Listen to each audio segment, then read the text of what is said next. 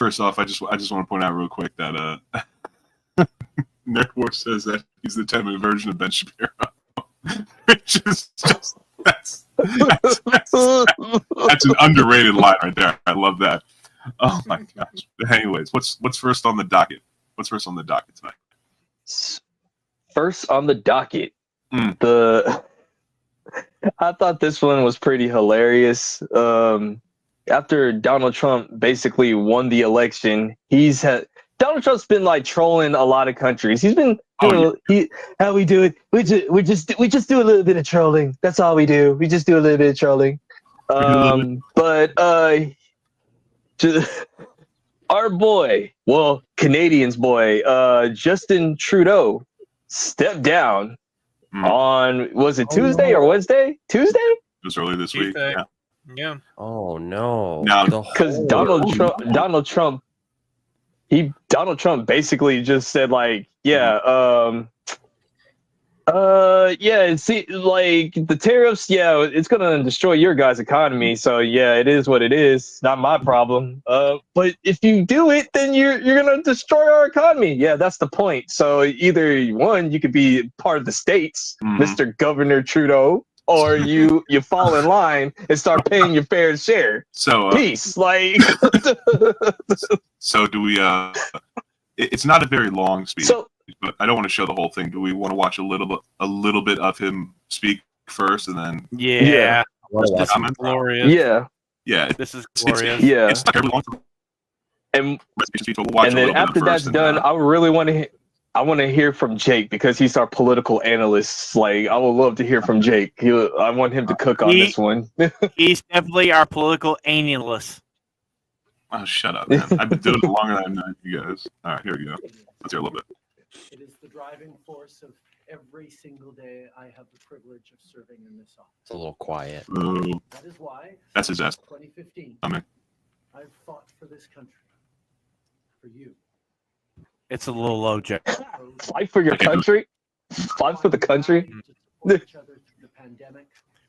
Advance reconciliation. To defend. So he fought for the country and you mean you failed the country? He also said to advance reconciliation, which I have an opinion about that. We are at a critical moment in the world. He's lucky. It's too early in the show for me to call him my favorite word. And yeah, now he's going into French. Okay, so that's enough. He said enough just then that we can make plenty of comments on that. Yeah, now you can barely hear it. I'm sorry. That's the video. I tried finding other ones. They're all that quiet. I don't know what it is. I cranked it. But anyway, Canada's media sucks. Go ahead, Jake. Media sucks. And, Canada for everything. I don't want to hear him anyway. Good. And the way for his he's quitting a job and describing himself as a fighter. You're absolutely correct. So what precipitated this that I'm aware of is, first off, he's massively unpopular. He's massively unpopular, and I can get into that also. And then, as Kreese brought up before, Trump doing a little bit of trolling, like he was serious about like the tariff thing. Like it's maneuvering, it's political maneuvering, it's economic maneuvering. You ask for the stars because you want the moon. You shoot for something so far and so outlandish that as you discuss terms, they start to meet where you want them to go. So the 25% tariff thing, that's more of a threat than a promise, but it's still there, again, as a maneuver to, maybe we end up getting like 7.5% tariffs, which would still be massive.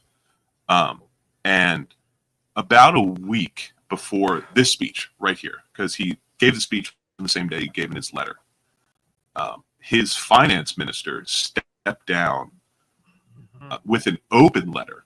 It wasn't just a private letter. It was an open letter that she posted on X and wherever the fuck else, gave it to the news, things like that. And she stated that look, this threat of 25% tariffs, mainly on things like cars, which would be a massive deal. She was like, we need to take these economic threats seriously. A new administration is coming in. The leader of said administration, Donald Trump, has been repeating this line. He's very adamant about it. We need to take this seriously, and we need to get in real, no kidding, talks to discuss this and see what we're going to do about this. And she specifically stated in her letter of resignation that she felt that the administration in Canada, the Liberal Democrat Party that they're a part of, and specifically Justin Trudeau, were not taking the threat seriously. And as finance minister, she's like, the people around me, including the prime minister, are not my party. They're not taking this seriously. They're taking it like a joke, or they're saying it's not actually going to happen. This is way too big of a threat. There's no way it's going to go through with it. But she, being in charge of the money for the country, is like, we have to.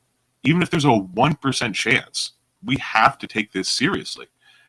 And she felt nobody around me is taking this seriously. I cannot in good conscience continue. I'm resigning.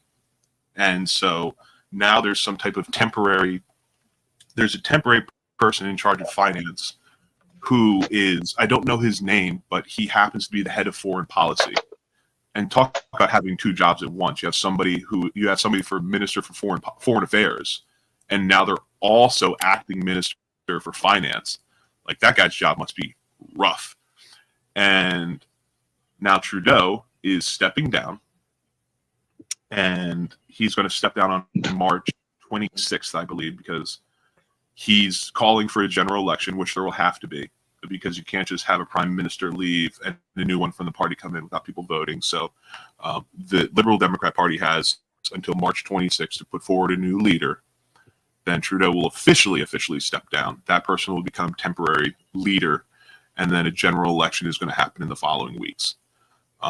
Now, to the popularity bit. Trudeau specifically and the Liberal Democrats are very, very unpopular. Like, their ratings are at like the 20% tile, like in the 20 percentile. 1 in 5 people. It's lower than Biden. Biden. It actually is, which is significant. And just in the handful of things that he said opening that speech, which was being a fighter for the Canadian people, pushing towards reconciliation with the Canadian people. Think those two things on their own. First off, pushing towards reconciliation with the Canadian people. The trucker protests a couple of years ago were a massive deal. And that was a worldwide phenomenon. And there were people from all over the world donating to these protests. And what was he doing? Sending in the Mounties, sending in the cops. He's shutting down bank accounts, finding people who donated to finding people who donated to the protests, even if they donated $5 or $10, seeing if they're Canadian citizens and if they were shutting down their bank accounts. Like, that is the antithesis of forwarding reconciliation. And being a fighter for the Canadian people, if 1 in 5 people approve of you, and that's who you're fighting for, ostensibly, you're not fighting for the people. You're fighting for a select group of said people. And honestly, the only thing in that speech or that he has done recently that is moved towards reconciliation of the Canadian people and with the Lib Dem party and the rest of the parties is stepping down, is leaving, because he is so vastly unpopular. Nobody likes him. Nobody likes what he has to say. As his own ministers say, he's not taking foreign affairs seriously. He's not taking who is about to be the new president of the United States seriously. I don't care what you think of Trump. I don't like Trump as a person, okay? But as a leader, as a president, He gets stuff done. He gets stuff done. He's the kind of person who will call Xi Jinping or will call Vladimir Putin. And for years, people made fun of him because he would talk to all of these people. It's like, for a leader of a country, you want it to be somebody who can pick up the phone and call any other world leader at any given time. You want that. You don't want to be like Biden, who outwardly states like he will not get on the phone with Xi Jinping. It's like, we are this close to potential open, hot conflict with China. And you're openly stating on the record to the American people in the world that you won't talk to the guy? Are you kidding me? Like, this is important. JFK and Nikita Khrushchev were talking to each other during the Cuban Missile Crisis. And that's the closest we ever came to, like, shit really going down. And so to make fun of that is just beyond me. So Man. ultimate point, him stepping down, I think is a good thing. The guy who it looks like is going to be put up as head of the new Pierre something? party, Pierre something, whatever. He looks like he's kind of based in like as much as a Canadian could be based, I suppose, and as a liberal Democrat. So he might be popular enough and based enough that the Lib Dems could win this. Jean-Pierre says, Ebola, thank you, Jean-Pierre. I watched him speak. And, if that's who ends up being chosen by the Lib Dems, and if the Canadian people choose him as next PM, that looks like it could work out, at least be better than it has been the past number of years. And if that's the case, things could get better. He's certainly willing to speak to the president and have these type of talks. So that's very important. But anyways, I've spoken enough. Let's see what you guys have to say. Any opinions? Well, this is all I gotta say to Trudeau. I hope you enjoy swimming.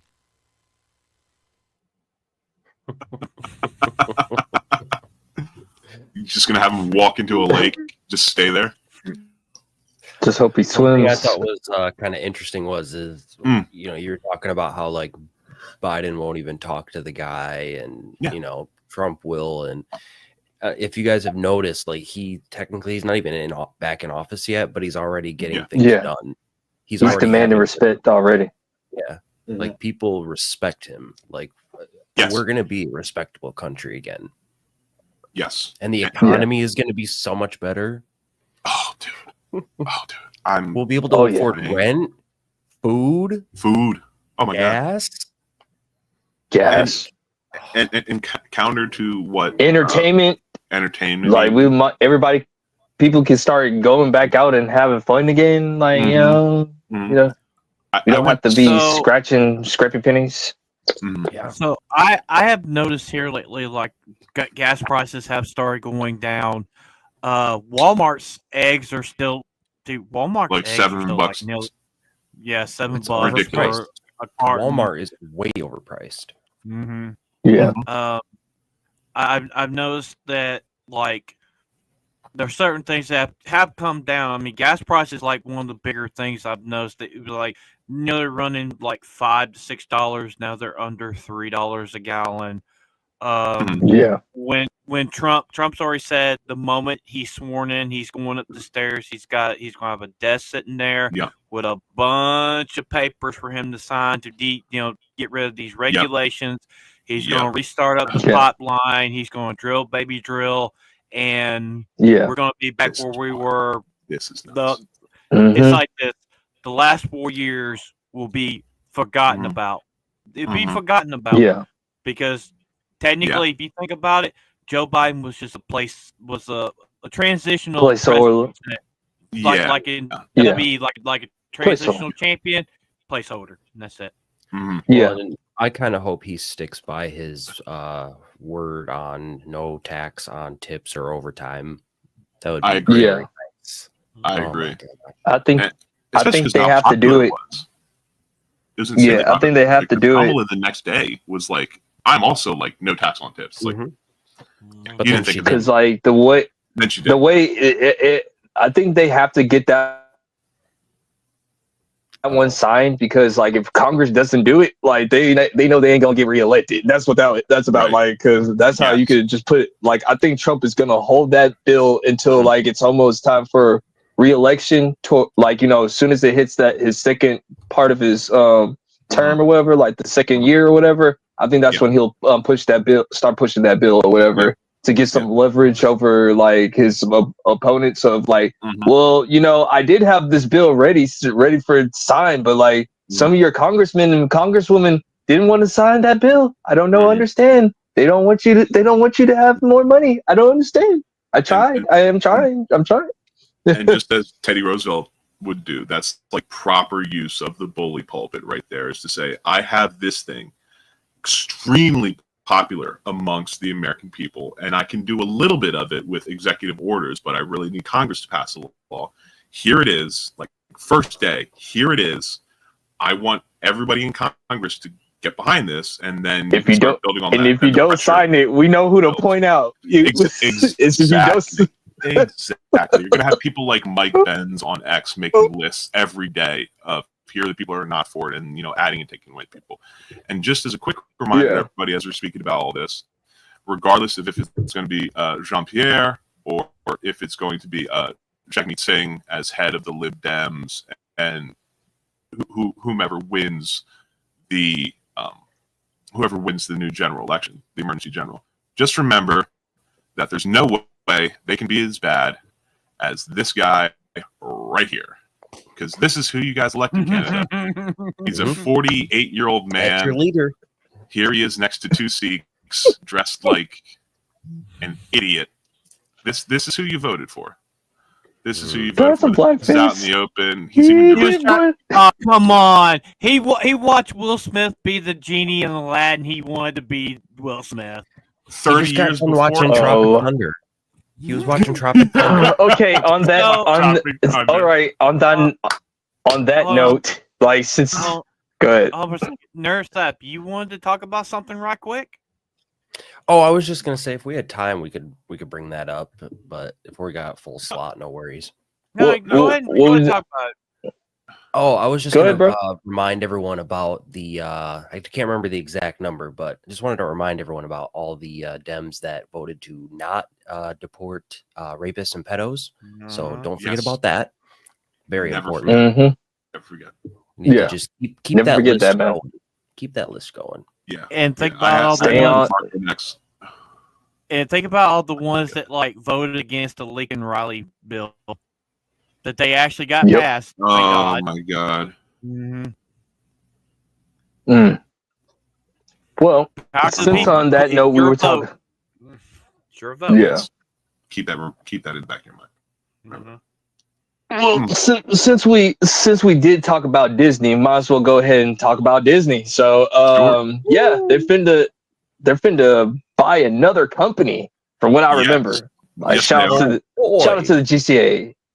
Shout out to the GCA on this one. But I actually found this article before they even talked about it, so that was cool. So we all talk about the same thing, or whatever. Yeah, this evil bastard right here, Bob Iger. Mr. Bob Iger right here, man. I make sure that I give out my gifts to give my books out to my employees, and then I can do a tax write-off on it, like this guy right here. Can we say that? Hey, Chris, can we say that Bob Iger is kind of weird? Yes, you can. He had a shower installed in his executive office, and he takes 5 showers a day.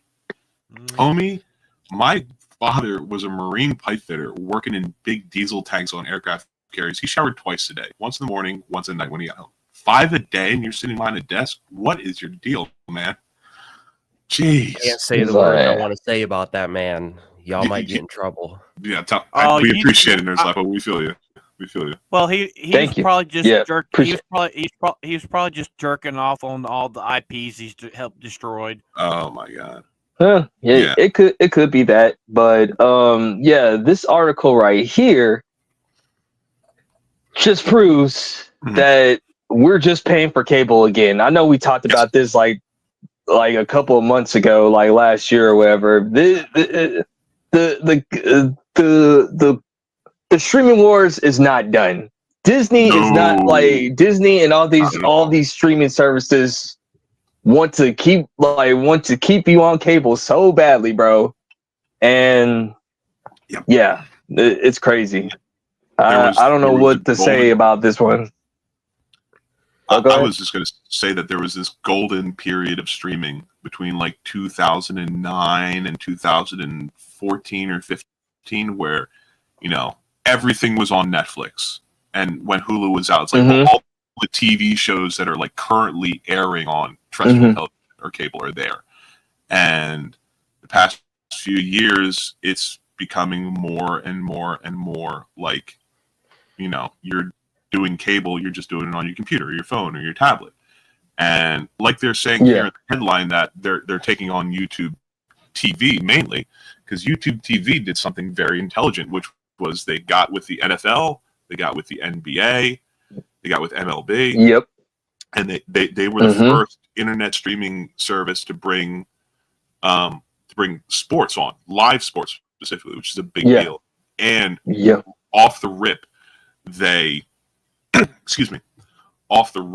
they branded as YouTube TV to bring more people in, to say that, hey, this streaming thing, especially for older generations, this streaming thing isn't as scary. It's just like your TV, but it's on your computer, and you can do it on your phone or on your tablet or what have you. And man, is it, JK's right, it is expensive. Plans start at like $89, which you better off getting DirecTV again. Yeah, exactly. You can get a standard cable plan for $9. Yeah. I'm sorry, Nerdstop, go ahead. Oh no, I was just gonna say that the $89 or whatever, that's just for the basic plan. Yes. Like that's like you have all the ads, basic quality, barely any channels. Like it's not worth it. So that's the reason why they got rid of ad block, because when people were watching it, they were using ad block so they wouldn't see the ads. So that's the reason why they did away with that. You have to have ads on everything because it's using the same back end as you would stream YouTube videos. And so if ad block works for a YouTube video, it'll work for anything that's streamed on their platform. Live service, $82.99. That's still crazy. Insane. That's still insane for a base. That's crazy. And the way they kind of maneuvered around this is just saying it includes YouTube Red, which they call something different now, and it includes YouTube Music, which each of those are like $12 each. So they're trying to take that $83 number, subtract 24 off it immediately. But still, I'm sorry, man. It's not enough. It's not good enough. I got YouTube Premium because, like, I do a lot of driving, so like I gotta like I can't be listening to commercials while I'm like listening to my phone, because I'll be like listening to like all our podcast stuff, and then of course my music or whatever. So I like using YouTube Prime. It's something worth it, like, and besides, I'm paying myself too. Like I'm a YouTuber now, so paying myself or whatever. But yeah, man. And Jake, you said it earlier. The thing what keeps cable alive, and people keep on saying, how come, like, cord cutting, like, why is cable not dead? It's because of sports, man. At the end of the day, you gotta convince some of these old heads that are paying like $80-something for cable. Do I still get my ESPN? Do I still get my Sports Center? Do I get my Fox Sports 1? Because if I don't have that, then I'm not getting it. That's how a lot of men think. Like that's how a lot of men think when it comes to when they're buying cable. Oh yeah. Do I still get my sports? Yep. And there's a couple of streamers that were getting little pieces. Like Amazon has Thursday Night Football, and now Netflix is starting to get football. Like they had the Christmas Day games, and now Netflix is going to start having games every week. And they got WWE now on Netflix. And they have Netflix's WWE. That's also another big deal. That's one of the few like regular shows that's still has like content numbers. But and Disney's coming in. There's also and there's also talks about like I keep on hearing there's talks with Dana White, because like since like the WWE and the UFC are under the same like marketing company, like they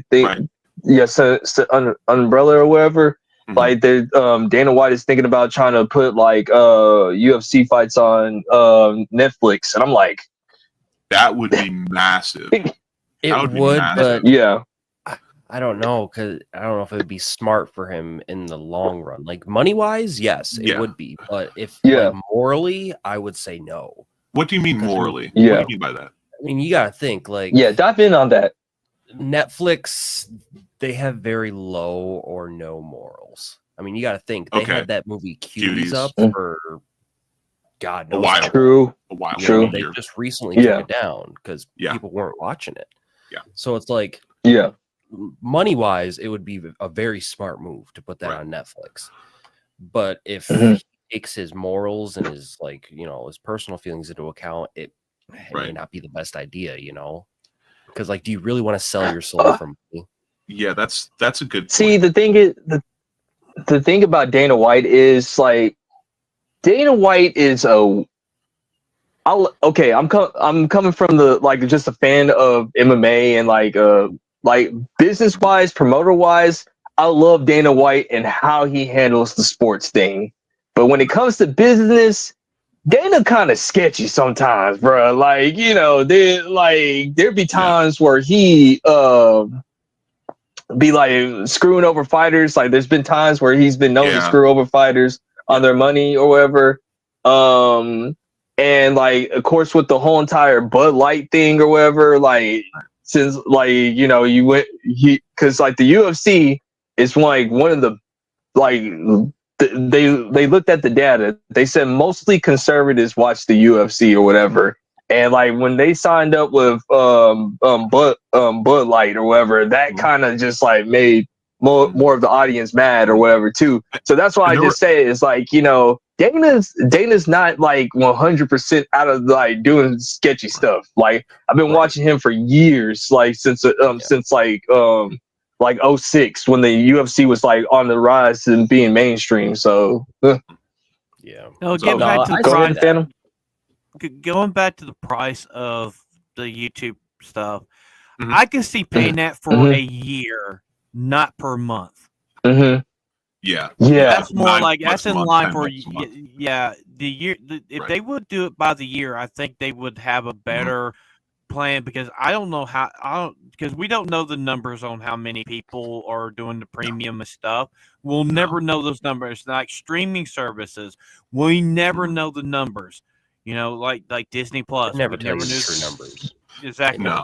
So the only people that report their numbers and that are confident in their numbers is Netflix because you want to know why? Because they're the first ones to do it. Like they don't care. They don't care. Like these are the numbers. This is how we do it. We made a tier where we have ads. You can't password share.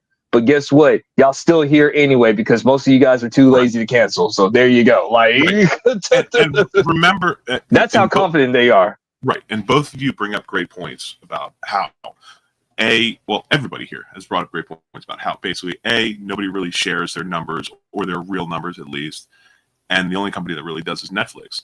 Remember 2 years ago, I think it might have been the beginning of 2023 or the end of 2022 when Netflix announced that they went from like 100 million roughly subscribers in North America to like 97 million. So they lost 3 million over the course of and their stock dropped like 15 points like instantly. You know, that just I imagine that put the fear of God into like Amazon and Hulu to think that if Netflix is this high up and they lose a couple of percentage points in subscribers, and they were going through a lot of controversy at the time, like Cuties, for instance, and their stock tanked so much it recovered, but it still tanked really fast. I imagine Amazon Prime, Hulu, Disney were like, oh my gosh, if that slight change is enough to like really tank our stocks, there's no way we are going to publicly share our numbers. Onto that, Jake, I'm glad that you said that.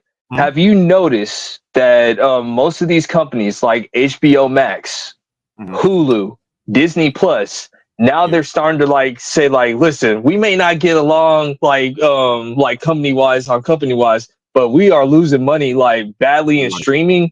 Yo, you just want to team up and make like a tier plan because that's what they're doing. Like that's what they're doing. You can literally do a package with Hulu, Max, and like ESPN or whatever, or like Hulu, Disney Plus, and Max together or whatever. Like they're trying to get you on bundles now or whatever. It's cable all over again. Yeah, they all kind of individually announced like an ad-supported tier if they didn't already have one, and then within a few months you saw like you were bringing out these packages that were combining these different streaming services together. And Ebola brings up a good point about how now Netflix has Android games that you can stream and play. And Netflix, a number of years ago, was trying. Well, Nurse, remember like 3 or 4 years ago, there was like a Netflix game studio that went nowhere after about 8 months that they were trying to get into the gaming space. And I think what rang the death knell for that was when Google Stadia went under and just did not perform at all. I think Netflix kind of pulled the plug on that. But now they're trying again by first off, televisions are powerful enough and internet connections are good enough that streaming simple like Android games, that'll work. And I think they're dipping their toes into that. And they're trying to see if that builds. And if that goes anywhere, maybe they'll try again with streaming games more seriously. Like they'll set up data centers that'll have powerful enough PCs to run like modern games. Like I every just don't Call know of how I Duty. feel about that. Like, I don't like when it. you The hear idea of when streaming you hear- games. like when you hear Netflix, like you don't think of games, even the games they have now. You think of all the shows that they put out, all the movies, Yeah. like You think about how they paid $1 zillion to keep a hold of Seinfeld, Well, don't forget So when they did the Jake Paul and Tyson thing fiasco, and their servers crashed multiple times. couldn't handle it. Mhm. Yeah. And I don't think they had issues with the WWE Monday night. I don't think they had issues. It was a with test subject. Mhm. Yeah, and so I mean, like for myself, I used to have Netflix. I used to have it for a while, but then they start raising the prices. And it went from $12 a month, like that.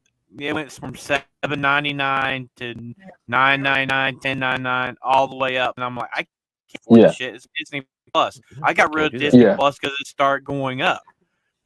And it's that's like, with all Yeah. services too. Like just this past year, Spotify went from $9.99 to $11.99 a month, which Yeah. everybody is like. I remember when Hulu had a free option. It did. mhm. I totally. Yes, I remember that. Now I remember it's that. the same as the free option a number of years ago. Yeah. Yeah, like now you got to pay. Like, So, what is it, like you wanna know- $12? You want to know why like you're paying more in Netflix now? It's because like all these other companies got greedy. Like the Disney's got greedy, the Warner Brothers got greedy. Like Sony's believe it or not, Sony's actually smarter than most of these other companies, and I'll tell you why in a minute. Sony's But kinda like with doing Warner everything. Brothers and Disney, like with Warner Brothers and Disney, what they did was they pulled all their libraries out, and that's when they made the Max. That's when they made the Disney Pluses and then like of course they bought Hulu or whatever. That's what Disney did or whatever. Everybody And like yanked a lot all of their people were stuff off saying of like, Netflix. oh man, Yeah.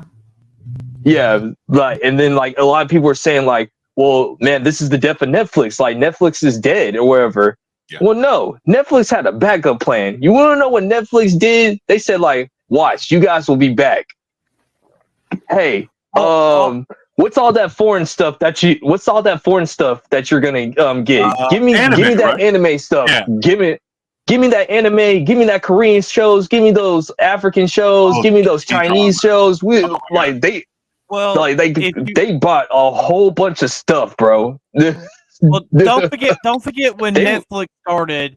They wasn't a streaming service. They shipped out DVDs. They sell physical DVDs. media. Which Yeah, they And- still do, by the way. yeah, They still do. The Well- streaming option is $12 a month, and you can pay $16 a month. You can still do the DVD thing. They still do And it. what did Netflix do? They killed stuff like Blockbuster and Uh-huh. video stores. yeah, And then Yeah. when COVID happened, Disney's like, okay, we got people at home. Let's start Disney Plus. That's what they did Mhm. to have people to Yeah. watch stuff. Mhm. Now yeah. now they know that hey, all the like This is more Amazon- harder. and Amazon started doing their streaming stuff, Paramount, so forth and so on. Look at Xbox. It got harder. Look at Xbox Live. Xbox Live went from I think it was $6.99. Now it's up to like 24 something. Now I know I pay $20 something dollars a month for my Game Pass, and they know that the way to get people because like nobody watches regular TV anymore. They don't. A lot of houses don't even Yeah. have cable hooked to their houses. They're streaming that shit. And now it's got to the point where Yeah. TVs have streaming services built into it. You just download it. You pay for it, and there you go. TV shows are dead. Streaming is the new frontier, and it ain't the Wild West like it used to be. They have a monopoly. These places have a monopoly on this, and they're always trying to be better than the other. But the problem is they raise their rates, and people are like, "Okay, we'll go here." They raise it's they go back and forth. They always Right. go. They always go back to Netflix. That's just They my do. thing. And like what I was gonna say before we just move on or whatever to the trailer stuff. Why Sony is actually pretty smart on this part or whatever. Sony does not have their own streaming company. They actually like dish their stuff out. Like they let people use it license- or whatever. They Like license everything. yeah, they licensed it. They licensed it out or whatever. So that's why, because they already knew. They said like, you know, we don't have enough content to make a streaming service, and it's a headache to do a streaming service. So we still license out all our stuff. And another thing is like, and that's what HBO Max is starting to do. They're copying off of Sony. They said like, man, look, David Zaslav said like, listen, we can't just do like just having all our stuff on one app. We got to start licensing some stuff off to get some of this money back. So that's why you see a lot of DC content like on Tubi. Like you got a lot of DC content on like Netflix again or whatever. Like they start and with Disney, they're starting to put like some of their like, you know, like Alien and Predator movies back on Netflix or whatever, because you know they're Right. say, and that's why I say Dad, like Netflix is saying that you're gonna come back. Daddy's Right. home and everything. The Right. door is open. Like you guys couldn't survive or whatever. And just like dovetailing right into that, Crease, the IP holders like Disney, for instance, they're doing the cost benefit analysis of, we have these IPs, these movies, these shows that not a lot of people are watching. It's kind of costing us more money to host them than we're getting in from people coming in just to watch that. We're going to decrease our overhead and in fact get some profit by taking these low popularity shows, throwing them over to Netflix, which is boosting Netflix library. And we all know that 95% of the stuff on Netflix, none of us will ever watch, either because we have no time or we have no interest in it. But having Disney, Warner Brothers, what have you, take their not as popular stuff, put it on Netflix, boost Netflix popularity, and it gives the other companies money because people are watching it there. And also another thing that Sony has specifically in their pocket, which is somewhat similar to Disney. Most of these companies, they have their media, and that's basically it. Disney has their parks, for instance, which is a big moneymaker for them. And of the big media companies, if you will, Sony has their electronics division, and their electronics division is massive, and the overhead is way more. They're making per dollar, they're making way more money selling electronics, and they've been keeping that alive. Yeah, they've been keeping that alive. Yeah. You want to go ahead and go on the farm, fam? Sure thing. I just want to give a big shout out to a new member of the chat, LBGTABF. I like that guy. He reminds me of somebody. I'm just not quite sure. Yeah, I don't know who he reminds me of, but I feel like I've seen him before. Yeah, he's missing a hat or something. I don't know. Yeah, I don't know. Well, he's just the gay side of ABF. He's the other finger. He's the pinky finger. Pinky finger. He's the finger that does prostate exams.